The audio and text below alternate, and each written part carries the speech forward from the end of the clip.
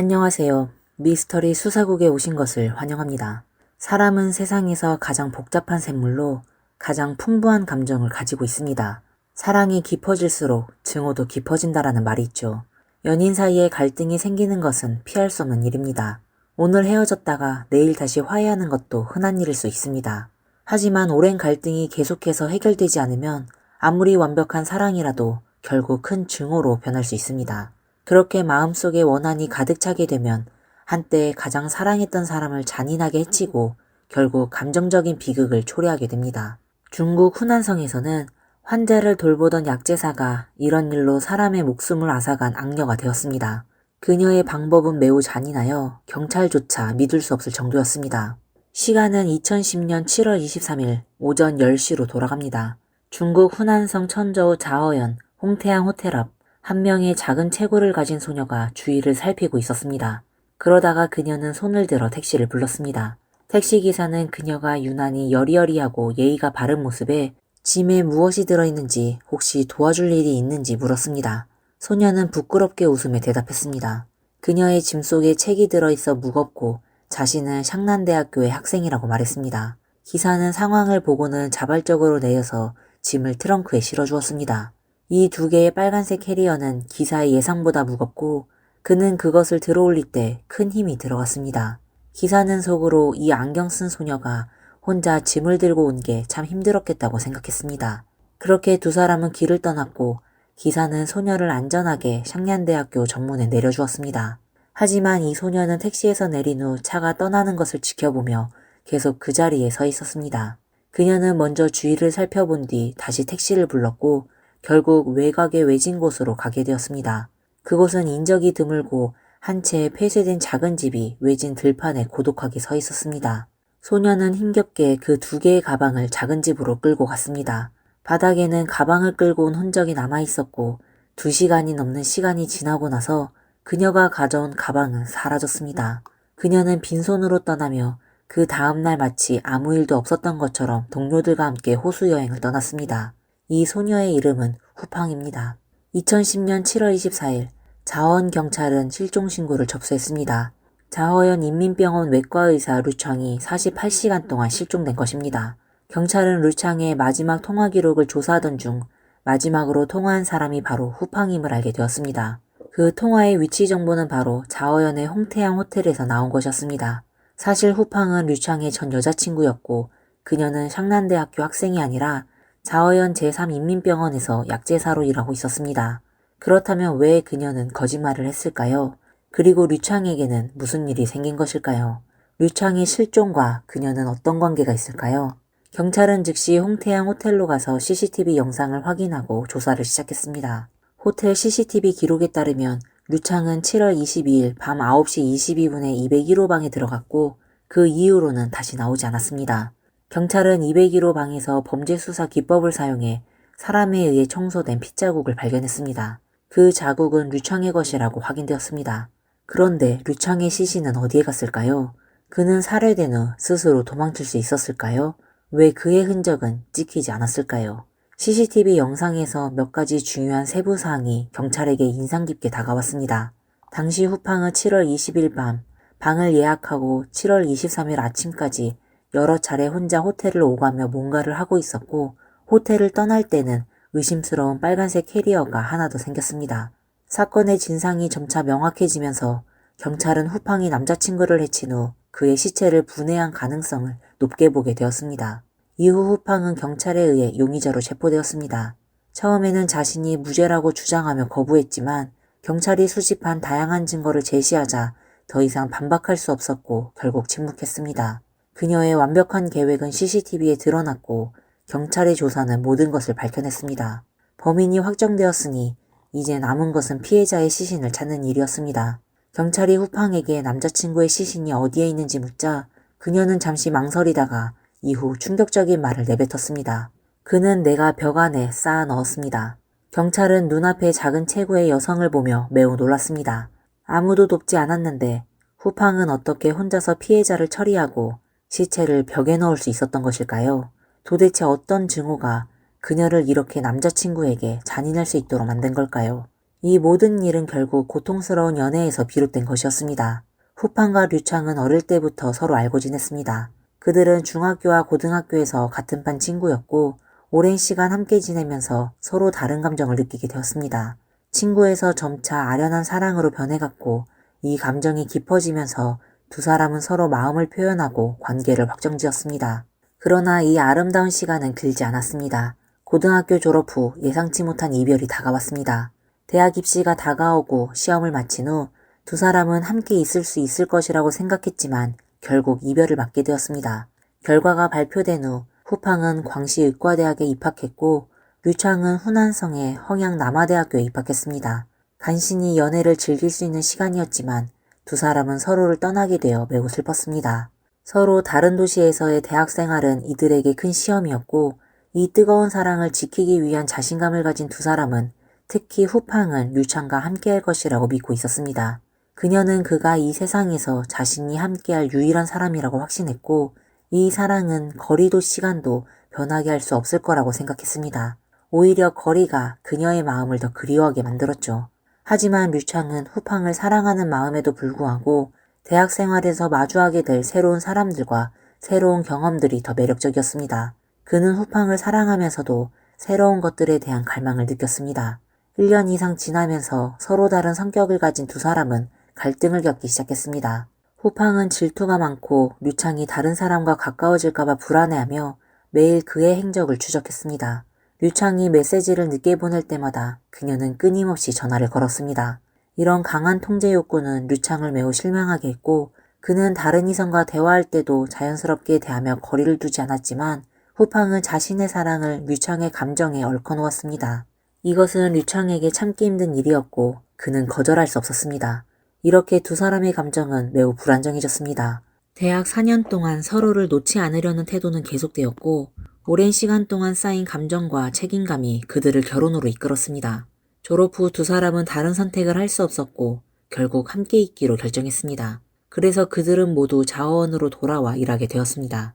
류창은 자어현 인민병원에서 외과 의사로 일했으며 후팡은 제3인민병원에서 약제사로 일하게 되었습니다. 두 사람의 직업이 안정되면서 자연스럽게 결혼을 고려하기 시작했지만 양가의 상호 이해에도 불구하고 여전히 갈등은 존재했습니다. 후팡은 결혼 후 류창과 그의 가족과 함께 살기를 원하지 않았습니다.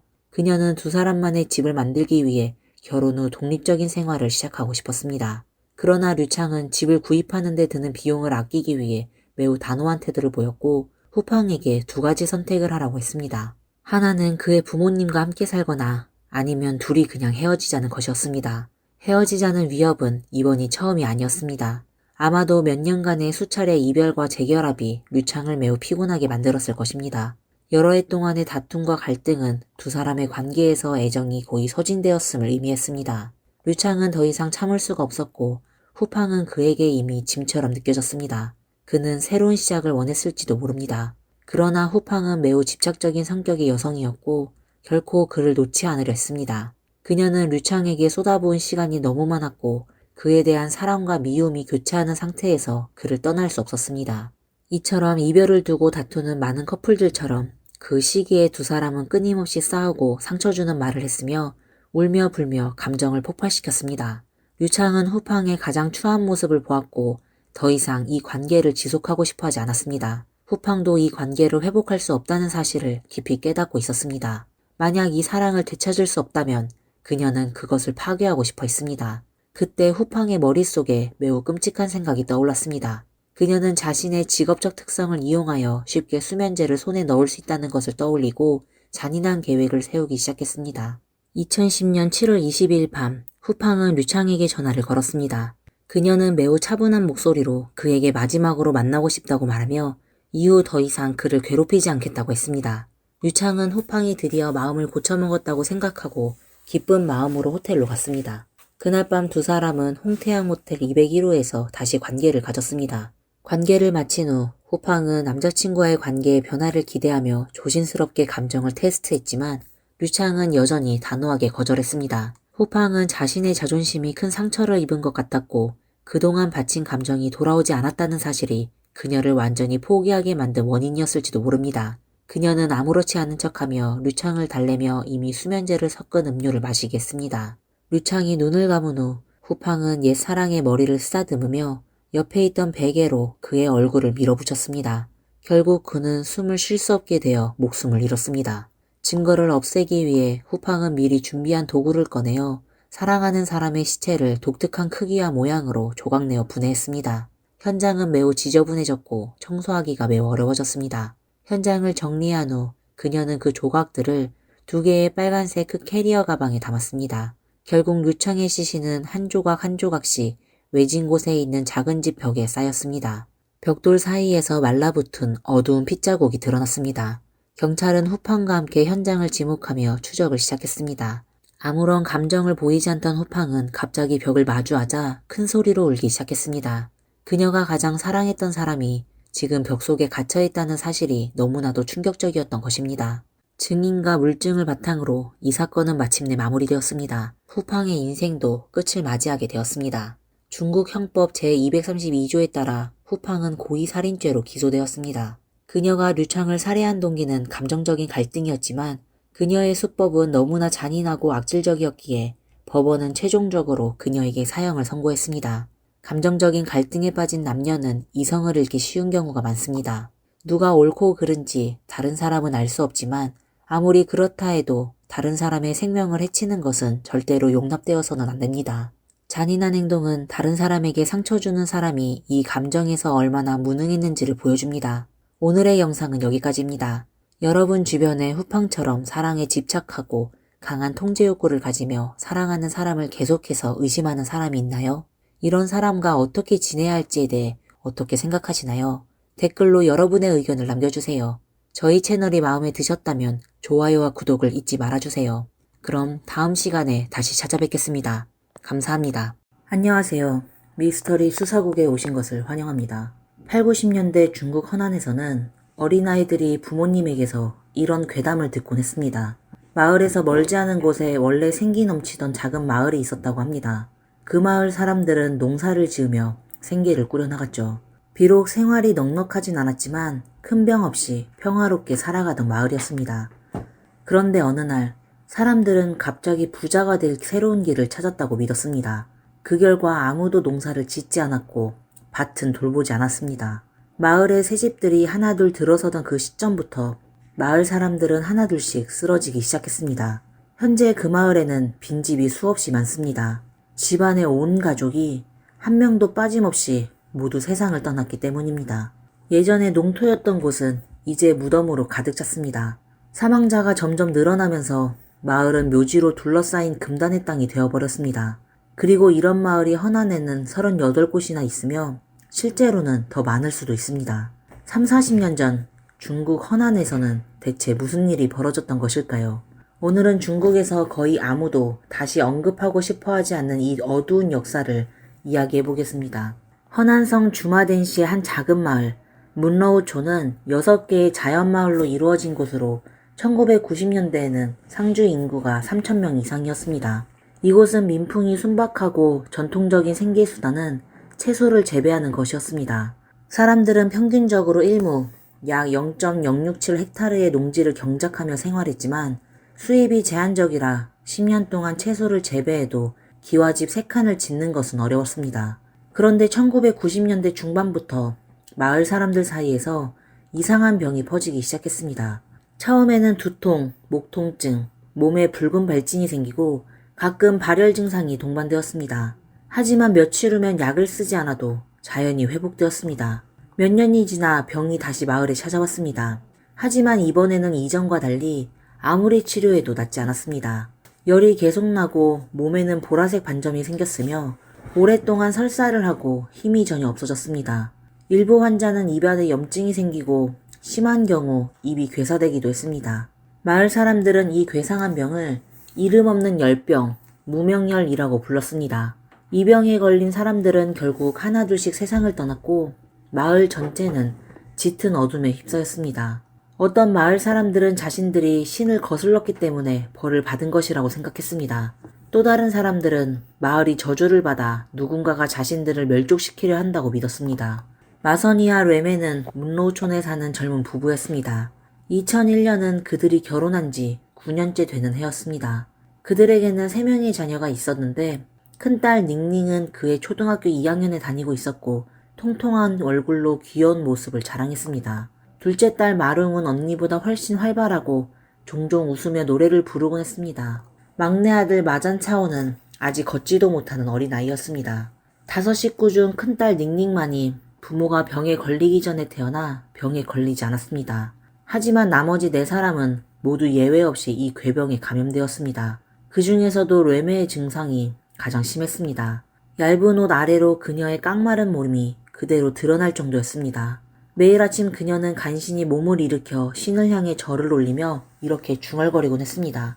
하늘님이 나를 벌하시는구나. 이 벌은 정말 혹독하구나. 狗一个叫我发的都是不轻的，我都不轻了。 마선이는 아내를 위해 괴병을 치료할 특효약을 살 수 없었고 할 수 있는 일이라고는 3륜차를 끌고 마을 서쪽의 무료 진료소로 가서 아내를 데려가 수액을 맞게 하는 것뿐이었습니다. 병에 걸리기 전 뢰매의 소박한 소망은 평생 먹고 마시고 입을 것이 충분히 있기를 바라는 것이었습니다. 그러나 이제는 살아있는 것조차 사치가 되어버렸습니다. 얼마 전 뢰매의 남동생이 괴병으로 세상을 떠났고 마을 곳곳에는 새로운 무덤들이 계속해서 늘어났습니다. 뢰매는 자신도 그의 겨울을 넘기지 못할 것이라고 느꼈습니다. 면역력이 약했던 막내 아들 잔차오도 지속적으로 설사를 했습니다. 무언가 먹기만 하면 바로 배탈이 나곤 했습니다. 마을에서는 괴병에 걸린 채 태어난 아이들은 대부분 4살을 넘기지 못한다고 했습니다. 가을이 되었고 풍요로운 수확의 계절이 찾아왔지만 집안에는 파리들이 윙윙거리며 뢰매의 몸과 얼굴 위에 내려앉았습니다. 그러나 뢰매는 그 파리를 쫓을 힘조차 없었습니다. 한여름 뢰매는 어린 막내 아들 잔차오를 달래며 엄마라고 불러보게 했지만 그때 아이는 아직 말을 하지 못했습니다. 그러나 추석 밤 잔차오는 비로소 아빠라고 부를 수 있게 되었습니다. 그러나 뢰매는 결국 그녀의 아들 입에서 엄마라는 말을 듣지 못한 채 세상을 떠나고 말았습니다.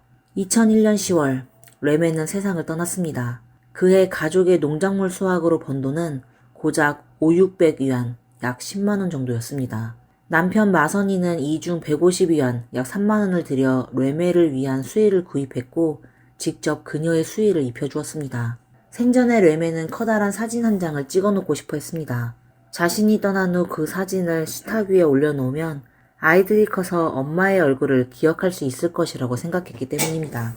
하지만 그 소망을 이루기도 전에 뢰매는 세상을 떠났고 그녀의 자리를 대신한 것은 단지 종이 한 장뿐이었습니다.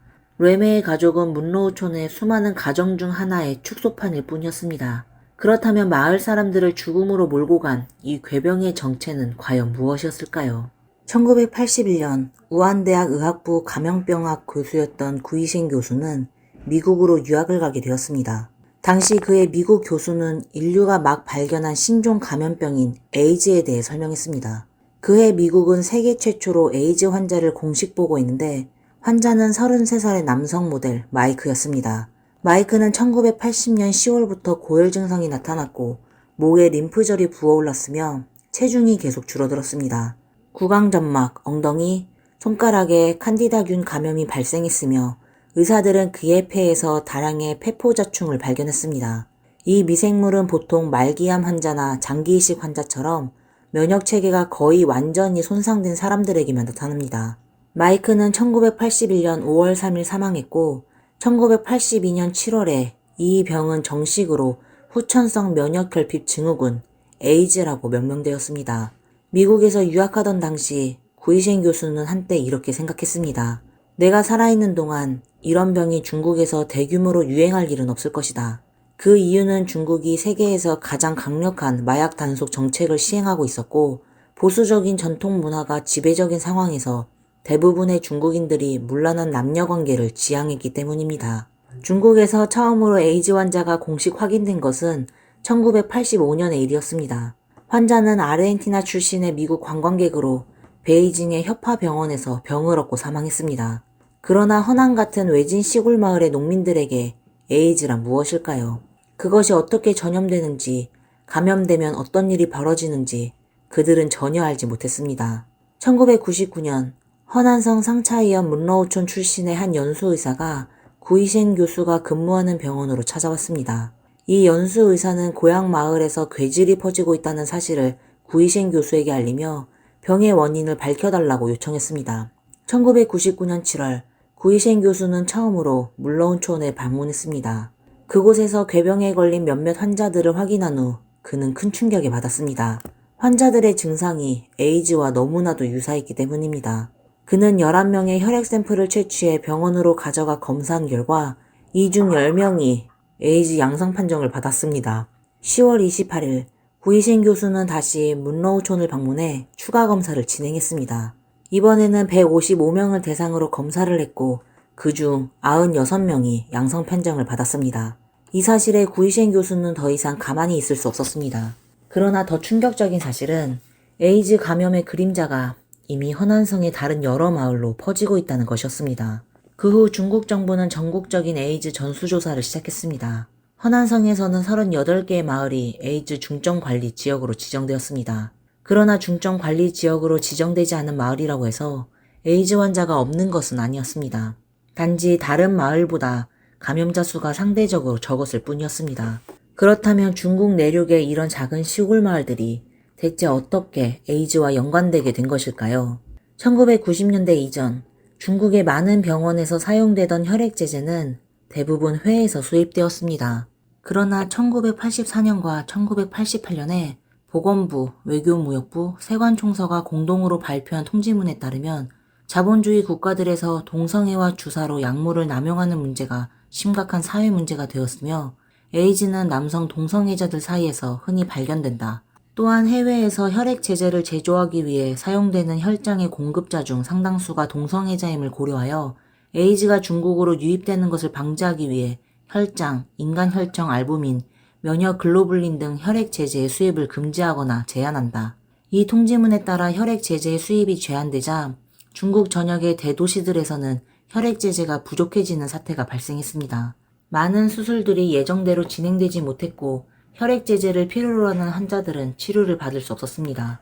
이러한 부족 문제를 해결하기 위해 중앙정부는 각 지방정부에 혈액 채취 목표를 할당했습니다. 또한 1990년대 초부터 중국은 해외 자본, 기술, 장비를 대규모로 도입하여 혈액 제제를 생산하는 기업들을 설립하기 시작했습니다. 허난성은 이 정책에 발빠르게 반응하여 혈액은행을 설립했습니다. 혈액을 판매하는 것은 지방정부가 할당받은 목표를 달성할 수 있게 하고 농민들이 추가 소득을 얻을 수 있게 하며 혈액 제제 기업들이 원료 문제를 해결할 수 있게 한다는 점에서 일석삼조의 효과가 있었습니다. 당시 9천만 명의 인구를 보유했던 허난성은 그중 약 80%가 저소득 농민이었습니다. 이 중 1, 2%의 농민만이라도 1년에 한두 번 혈액을 판다고 해도 억 단위의 가치를 창출할 수 있었습니다. 이렇게 해서 허난성의 외진 농촌 지역은 저렴한 혈장을 채취하기 위해 이상적인 장소로 전락했습니다. 당시 농민들은 혈장을 한번 기증할 때마다 50위안, 약 10,000원의 보상을 받을 수 있었습니다. 50위안은 연간 수입이 1,000위안도 안 되는 농민들에게는 매우 큰 유혹이었습니다. 혈액 채취 매뉴얼에 따르면 동일인이 2번 혈장을 채취하려면 최소 2주 간격을 두어야 했습니다. 하지만 실제 현장에서는 이러한 규정은 휴지 조각에 불과했죠. 문러운촌 주민 청행쥐는 3년 생활주간과의 인터뷰에서 이렇게 말했습니다. 그 시절 나는 1년에 최소 300번 혈장을 뽑았어요. 평균적으로 하루에 한 번씩이었죠. 실제로는 하루에 2-3번 뽑는 일도 흔했어요. 그는 한 번은 하루에 4번이나 혈장을 뽑았는데 4번째 혈장을 뽑은 직후 그 자리에서 기절했다고 합니다. 그러나 간호사는 이미 이런 일들을 너무 많이 겪었기 때문에 놀라는 기색 없이 침착하게 그에게 포도당을 투여했습니다. 당시 허난석 전역에 정부가 운영하는 혈액은행이 230개를 넘었으며 민간 혈액은행은 그 수를 셀 수 없을 정도도 많았습니다. 많은 농민들은 오전에 자신의 마을 혈액은행에 갔다가 오후에는 이웃마을 혈액은행으로 차를 타고 이동하곤 했습니다. 길을 함께 걷던 농민들은 서로 농담을 주고받으며 말했습니다.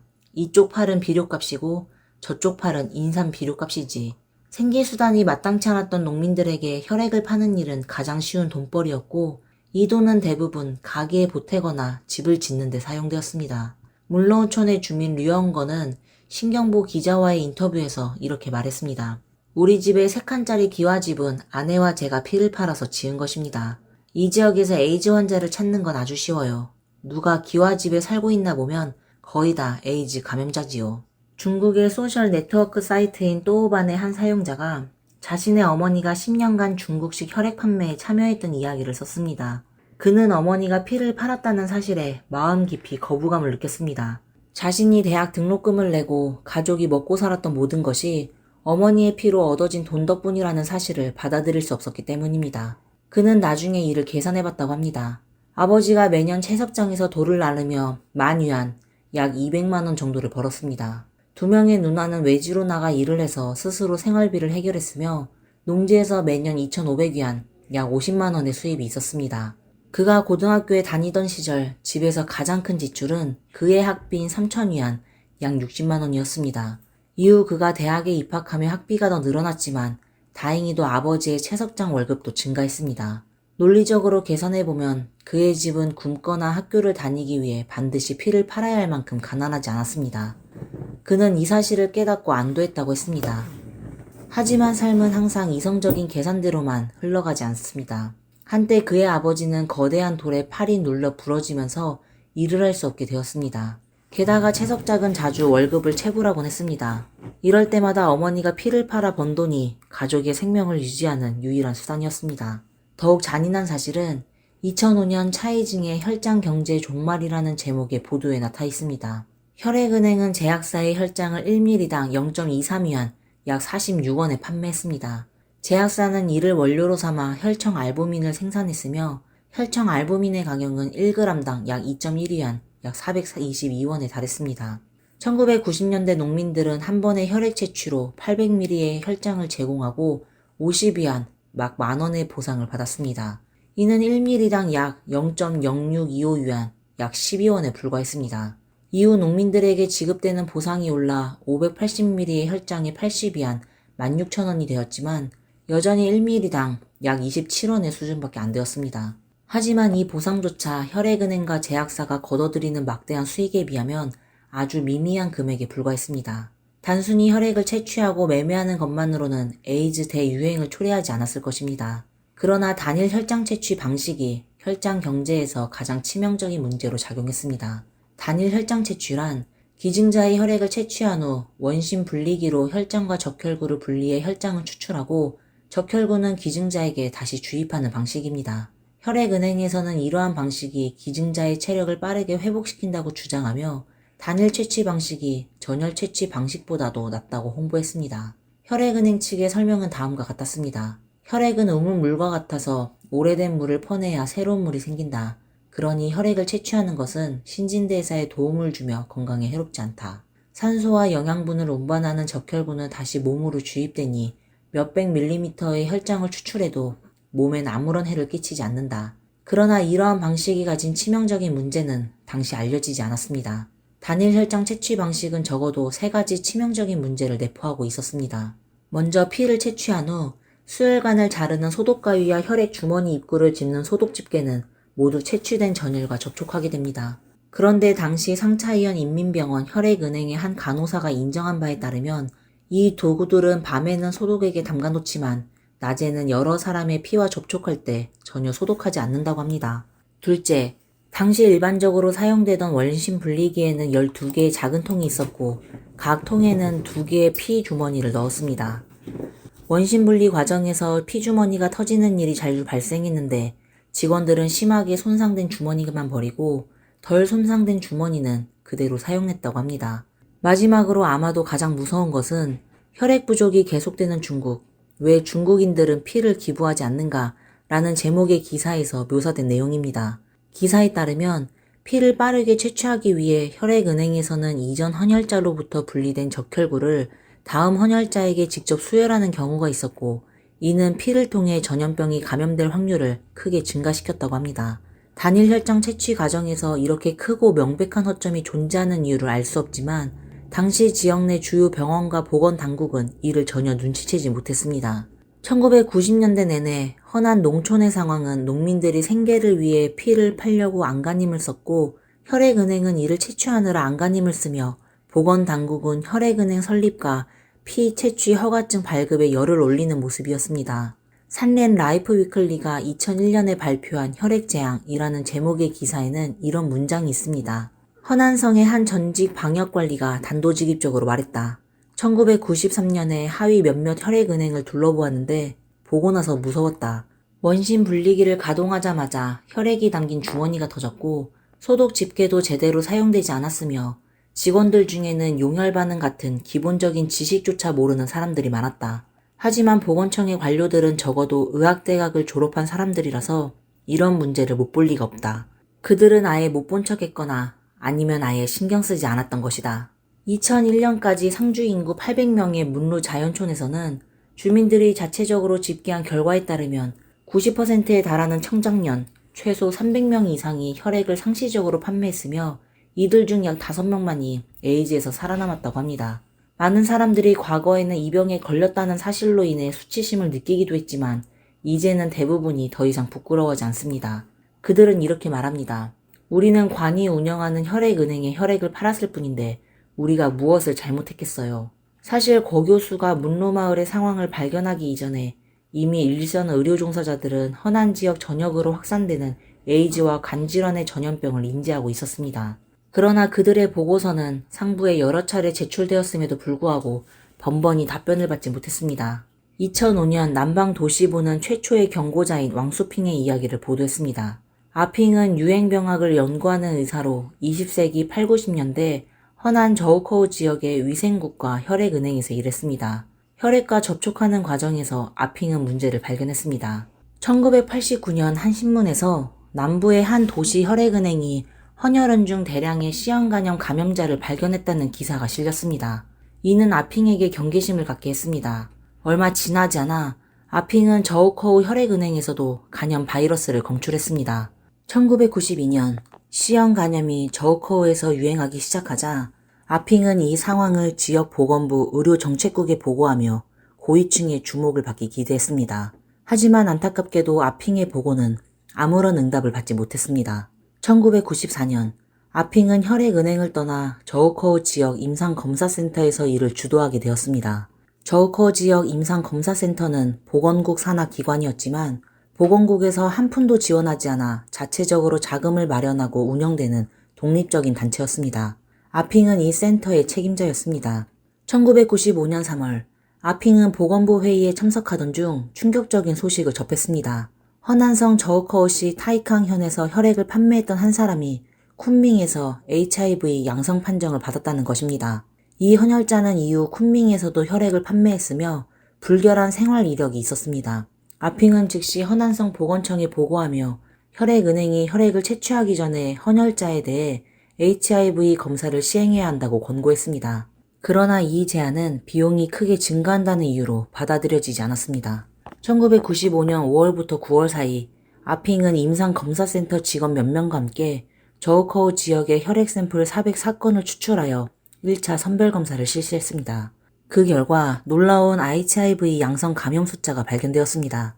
결과의 신뢰도를 우려한 아핑은 다양한 시약을 사용해 반복적으로 검사를 진행했지만 결과는 동일했습니다. 아핑은 이 검출 결과를 당시 지역 보건국장에게 즉시 보고했습니다.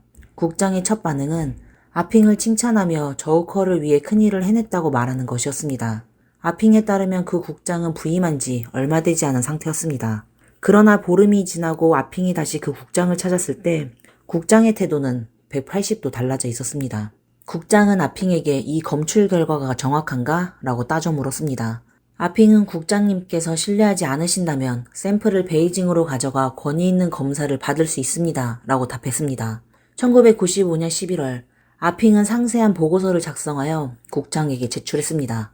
이 보고서에서 아핑은 매우 신중하게 HIV 양성 사례의 구체적인 숫자를 언급하지 않았지만 단일 혈장 채취 방식이 에이즈 전파에 있어 위험성을 가지고 있다는 점과 이에 대한 대책을 제시했습니다. 그러나 이 보고서는 보건국 내에서 여전히 주목받지 못했고 혈액은행은 계속 운영되었으며 단일 혈장 채취 방식도 계속 사용되고 있었습니다. 아핑이 말했습니다. 저는 혈액은행에서 일했던 사람입니다. 이렇게 계속되면 이 지역에서 매일 최소 1000명 이상이 감염될 것입니다. 이건 정말 끔찍한 일이에요. 그녀는 이어서 말했습니다. 그들은 이 일을 덮으려고 한다는 것을 알고 있었습니다. 그렇다면 제가 직접 베이징으로 갈 수밖에 없죠.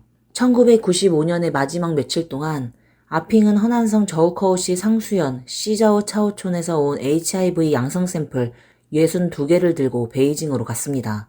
그녀는 먼저 중국 예방의학과 학원을 찾아가 그곳에서 권위 있는 검사를 다시 받고자 했습니다. 하지만 곧 직원들로부터 샘플 한 건당 검사를 하는데 700위안이 든다는 사실을 알게 되었습니다. 62개의 샘플을 모두 검사하려면 4만 위안 이상, 현재 가치로 약 804만 원에 해당하는 비용이 필요했습니다. 베이징까지 자비로 와서 결과를 요청하던 아핑에게 이 금액은 감당할 수 없는 천문학적인 숫자였습니다. 그녀가 이끄는 임상검사센터 역시 그렇게 많은 돈을 보유하고 있지 않았습니다. 아핑과 그녀의 팀은 이미 자신의 월급을 중단한 상태였으며 모든 돈을 샘플 채취와 출장 비용에 쏟아부었습니다. 아핑은 낙담하며 예방의학 과학원을 나섰습니다. 하지만 그 순간 마침 건물 입구에서 중국 유행병학 최고 전문가이자 중국 과학원 원사인 정희 교수를 우연히 마주쳤습니다. 아핑은 지금까지의 상황과 문제의 원인을 정희 교수에게 설명했습니다. 정희 교수는 이야기를 듣고 크게 긴장하며 말했습니다. 내가 이 돈을 받을 필요는 없네. 우선 15개의 샘플만 검사해보자고. 결과는 곧 나왔습니다. 15개의 샘플 중 13개가 HIV 양성으로 확인되었고 2개는 의심 사례로 분류되었습니다. 이 결과는 정희 교수를 크게 충격에 빠뜨렸습니다. 그는 다급히 아핑에게 말했습니다. 나머지 47개의 샘플은 더 이상 검사할 필요가 없네. 당신은 빨리 보고서를 작성하시오. 나는 즉시 이를 국가보건부에 제출하겠소. 1996년 1월 10일 아핑의 보고서는 마침내 정희 원사를 통해 국가보건부 고위층에 전달되었습니다. 다음날 보건부는 허난성 보건청에 전화를 걸어 상황을 문의했습니다. 이후 아핑이 저우커우로 돌아오자 지역 보건국의 한 책임자는 아핑을 보자마자 당신이 정말로 큰 지진을 일으켰군요 라고 말했습니다. 아핑의 끊임없는 노력 끝에 1996년 3월 14일부터 전국적으로 혈액은행 철폐운동이 시작되었습니다. 이는 후에 3.14 사건으로 불리게 되었으며 허난성 보건청과 공안청이 공동으로 문서를 발행해 불법적인 혈장 채취와 인체 혈장의 매매를 엄격히 단속했습니다. 그러나 이러한 조치가 가져올 부정적인 영향과 대중의 공포를 우려하여 언론과 당국은 허난성의 에이즈 전염병 상황을 공개하지 않았습니다. 하지만 재앙은 단지 헌혈자들 사이에서만 퍼진 것이 아니었습니다.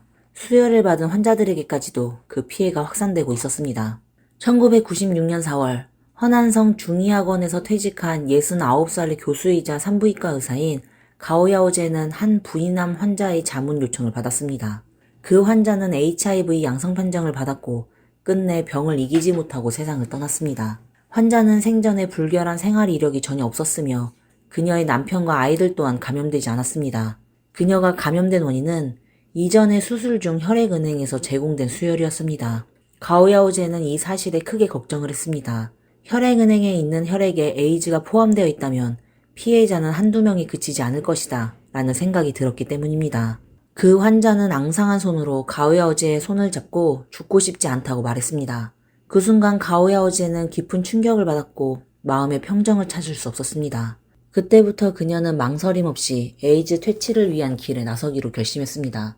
1999년 가오야오제는 자비로 자신이 쓴 책 에이즈 성병의 예방과 치료 12만 부를 인쇄하여 허난의 감염 지역으로 보냈습니다. 그녀는 기자에게 이렇게 말했습니다. 카이펑에는 23살의 간호사가 있었어요. 그 간호사는 에이즈 환자에게 주사를 놓다가 불행히도 감염되었습니다. 당시 그녀는 상처를 곧바로 붕대로 감쌌지만 사실 동맥을 눌러 혈액을 짜내고 물로 씻은 뒤 알코올에 20분간 담갔다면 감염을 막을 수 있었을 겁니다. 이후 그 간호사는 전화로 울면서 가오야오제에게 이렇게 말했습니다. 저도 도서관에서 관련 자료를 찾아봤지만 이런 내용의 책은 전혀 없었어요. 가오야오제는 처음에 자신의 책이 출판될 수 있을지 걱정했습니다. 왜냐하면 그녀는 책에서 당시의 공식 데이터와는 완전히 다른 자신의 견해를 제시했기 때문입니다. 공식 추정에 따르면 당시 전국 60만 명의 HIV 감염자 중 약물 남용으로 인한 감염자는 69.8%, 신체 접촉으로 인한 감염은 6.9%, 혈액 채취로 인한 감염은 단지 6%에 불과했습니다.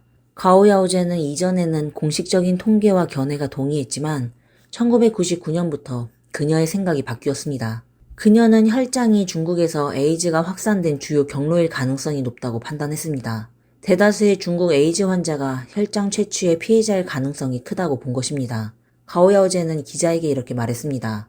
저는 1000명이 넘는 에이즈 환자를 직접 만났습니다. 전국 각지에서 온 에이즈 환자들로부터 수천 통의 편지를 받았죠. 제 생각에는 99%는 혈액 문제 때문입니다.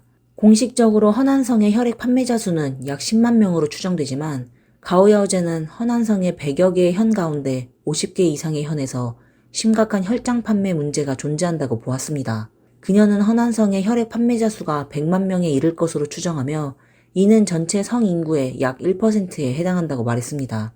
그러나 이는 어디까지나 그녀 개인의 추정일 뿐이며 에이즈와 같은 전염병의 공식 발표는 국가만이 할 수 있는 권한과 능력을 가진 일입니다.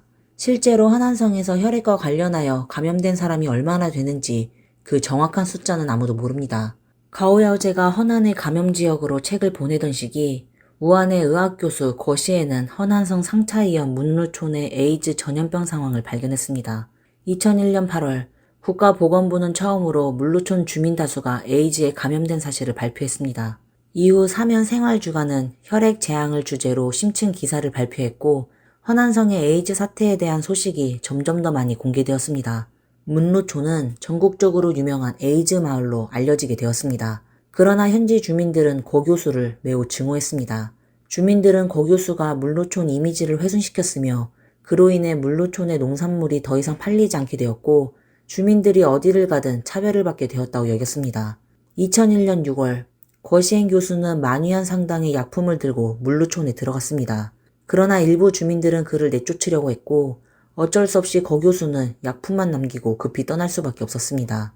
이후 그는 문루촌의 에이즈 환자 5명을 우한대학 중남병원으로 데려와 종합검사를 받게 했습니다. 하지만 병원의 병실이 만원인 상황에서 거 교수는 5명의 환자를 철거 예정인 기숙사 건물에 머물게 하겠다는 제안을 했습니다. 그러나 이 조치는 주변 사람들의 극심한 공포를 불러일으켰습니다. 여러 압박에 직면한 고 교수는 아예 5명의 환자를 자신의 집으로 데려왔습니다. 그는 환자들과 함께 먹고 자며 생활했고 이를 통해 일반적인 접촉으로는 에이즈가 감염되지 않는다는 사실을 알리고 사회의 에이즈 환자들에 대한 차별을 멈출 것을 촉구했습니다.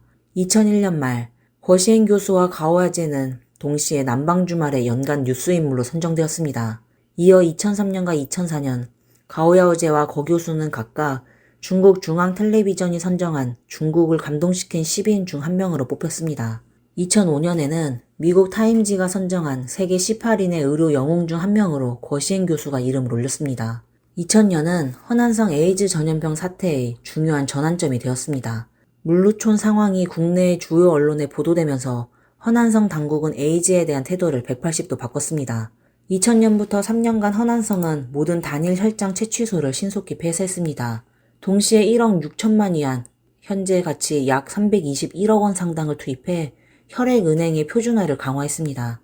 허난성의 혈액은행 수는 23개로 대폭 축소되었으며 모든 혈액은 이 23개 중앙혈액은행에서만 제공되었습니다. 또한 혈액 채취 전에는 반드시 에이즈와 간염을 포함한 여러 혈액 전염병 검사를 시행해야 했습니다. 오늘날 허난성과 허베이성에는 단일 혈장 채취소를 찾아볼 수 없게 되었습니다. 중국의 다른 지역에 남아있는 몇몇 단일 혈장 채취소도 매년 보건부에 엄격한 검사를 받고 있습니다. 보건부는 모든 혈장 채취소에 자동화 기계식 혈장 채취 시스템을 도입하도록 요구했습니다. 이는 혈장 분리 기계가 한 사람당 한 대씩 사용되며 모든 소모품이 일회용으로 사용되도록 규정하여 교차 감염의 가능성을 근본적으로 차단하는 조치였습니다. 또한 1998년 헌혈법의 도입으로 상업적 혈액 매매가 금지되었고 국가 차원에서 무상 헌혈 제도를 강력히 추진하기 시작했습니다. 2004년 국가보건부의 통계에 따르면 무상 헌혈은 전체 헌혈량의 85%를 차지하게 되었습니다. 이로써 과거의 어두운 그림자는 어느 정도 거쳤습니다. 그러나 그때의 3명의 경고자 중 2명은 결국 타국에서 생을 마감하는 비극적인 결말을 맞이했습니다. 1996년 11월 3.14 혈액은행 철폐운동이 허난성 전역을 휩쓸던 시기 아핑이 근무하던 임상검사센터가 폐쇄되었습니다. 얼마 지나지 않아 아핑은 공직에서도 해고되었습니다. 당시 아핑의 남편도 보건부서에서 근무하고 있었는데 아핑이 허난 혈액 재앙에 대해 고발한 일로 인해 남편은 직장에서 배척당했습니다. 계속되는 압박 속에서 남편은 아핑과 선을 그으며 신속히 이혼하였고 딸도 데려갔습니다. 2001년 아핑은 홀로 미국으로 이주하였고 자신에게 영어 이름으로 선샤인을 지어주었습니다. 미국으로 이주한 뒤 아핑은 유타주 유타대학교에서 혈액 연구를 계속했으며 몇 년 후 미국인 게리 크리스텐슨과 결혼했습니다. 2019년 9월 21일 아핑은 남편과 친구들과 함께 솔트레이크 시티 인근 협곡에서 등산을 하던 중 심장마비로 세상을 떠났습니다. 그땐 향년 60세였습니다. 아핑과 마찬가지로 가오야오제는 혈액 재앙의 진실을 조사하기로 결심한 순간부터 그녀의 인생은 크게 바뀌었습니다. 그녀는 노쇠한 몸을 이끌고 여러 차례 허난 농촌 지역을 방문하여 현장 조사를 진행했습니다. 2004년 가오야오제는 15명의 자원봉사자들과 함께 남부 5개 성의 에이즈 전염병을 비밀리에 조사하는 여정에 올랐습니다. 그녀는 혈액 재앙이 허난성에만 국한되지 않고 중국의 다른 지역으로도 확산되었을 가능성을 의심했습니다. 한 달 남짓한 조사 후 가오야오제는 여행 가방 가득히 자료를 담아 집으로 돌아왔습니다. 그러나 남편 거밍지우는 그녀를 원망하며 말했습니다. 당신 정말 날 놀라게 하는군. 며칠 동안 당신을 찾는 사람이 많아서 내가 당신이 여행 중이라고 둘러댔어. 당신 자료 빨리 숨겨. 며칠 후 가오야오제는 다시 산동성으로 떠났습니다. 이번에 집으로 돌아온 뒤 남편은 울상으로 그녀에게 말했습니다. 당신이 남쪽에서 가져온 자료는 내가 다 태워버렸어. 그 자료는 너무 위험해. 우리 집이 더 이상 평온할 수가 없어. 내가 너무 두려워서 그랬으니 날 원망하지 말아줘. 이 말을 들은 가오야오제는 침대에 누워 크게 오열했습니다. 가오야오제는 한때 공식적으로 높은 인정을 받았습니다. 감동 중국 연도인물로 선정된 건 외에도 2003년에는 당시 중국 국무원 부총리였던 우이로부터 친절한 접견을 받았습니다. 2003년 12월 우이는 물루촌을 방문해 에이즈 환자들을 위로한 뒤 정저우로 이동해 가오야오제와 3시간 넘게 비공개 대화를 나누었습니다. 그러나 가오야오제의 고집과 집요함은 많은 이들의 이익에 충돌을 일으켰고 그녀의 조사 작업은 점점 더 어려워졌습니다. 일부 에이즈 마을에서는 가오야오제가 마을에 돌아왔다는 사실을 신고하면 500위안, 약 10만원 포상금을 받을 정도였습니다. 가오야오제는 악의 세력이 가장 증오하는 인물이 되었고 외출 시에는 추적을 당하고 전화는 도청되었습니다. 2006년 가오야오제의 남편 거밍지우가 세상을 떠났습니다. 2009년 8월 가오야오제는 힘들게 얻은 조사 자료가 어느 날 갑자기 모두 사라질 것을 우려해 82살의 나이에 해외로 망명길에 올랐습니다. 출국 당일 그녀는 의치를 착용하지 않았고 점심도 먹지 않은 채 에이즈 조사 자료가 담긴 USB를 가방에 넣고 서둘러 미국행 비행기에 몸을 실었습니다. 그 후로 가오야오제는 뉴욕의 작은 아파트에 머물며 매달 600달러, 약 88만원의 기초생활 지원금으로 생활했습니다. 그녀는 거의 기가 들리지 않았고 병마에 시달렸지만 여전히 책을 쓰는 일을 멈추지 않았습니다. 그리고 그녀는 말했습니다. 나는 82살입니다. 죽음이 두렵지 않습니다. 이번 망명은 에이즈의 진실을 책으로 출판하기 위해서입니다. 허난의 에이즈 환자들은 너무 가난하고 너무도 무력합니다. 가오야제의 두 딸도 어머니의 활동으로 인해 큰 영향을 받았습니다. 큰딸 거징시에는 한때 행정직으로 전출되었고 작은딸 권행광은 결국 직장을 떠나 캐나다로 이주했습니다. 이로 인해 가오야제와 자녀들 간의 관계는 매우 긴장된 상태가 되었습니다. 딸들은 가오야제에게 말했습니다. 엄마는 계속 그렇게 하세요. 결국 외롭고 쓸쓸하게 돌아가실 거예요. 이 말은 결국 현실이 되었습니다. 2023년 12월 10일 가오야오제는 뉴욕의 아파트에서 생을 마감했습니다. 그녀의 곁에는 가족이 없었고 오직 그녀 자신만이 있었습니다. 생전에 그녀는 친구에게 말했습니다. 의사로서 나는 양심에 부끄러움이 없습니다. 하지만 나는 좋은 어머니가 아니었습니다. 한 편지에서 그녀는 사후 자신의 유고를 황허에 뿌려달라는 소망을 밝혔습니다. 생전에 내 몸은 고국으로 돌아갈 수 없었지만 죽은 뒤 내 유골만이라도 조국으로 돌아가고 싶습니다. 가오야오제의 책 원고로 가득 찬 아파트 벽에는 다음과 같은 문구가 적힌 글씨가 걸려 있었습니다. 사람들이 모두 건강해질 수만 있다면 내가 홀로 가난한들 무엇이 두렵겠는가. 그녀의 사망 소식은 중국으로 전해졌고 잠시 동안 실시간 검색어에 오르기도 했지만 곧 수많은 연예 뉴스 속에 묻혀버렸습니다. 이는 마치 허난성 에이즈 환자들의 아픔이 역사의 긴 강 속에 묻혀버린 것과 같았습니다. 오늘의 이야기는 여기까지입니다. 여러분은 오늘의 이야기에 대해 어떤 생각을 가지고 계신가요? 댓글로 의견을 남겨주세요. 그럼 다음 이야기에서 다시 뵙겠습니다. 감사합니다.